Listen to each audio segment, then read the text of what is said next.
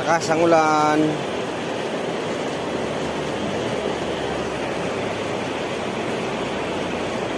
Baha na po dito sa Carex.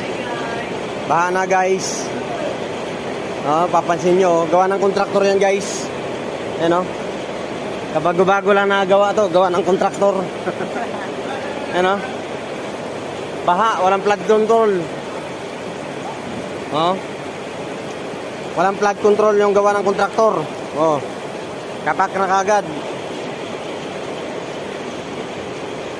Wawa, baha na, hindi na natapos yung ginagawa na truck.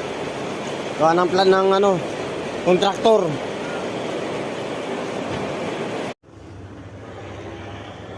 Apat na oras pa lang umuulan pero ang tubig malapit nang umapaw.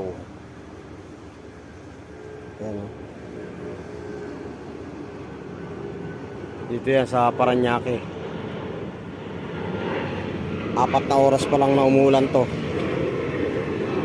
Ang tubig malapit na sa tulay.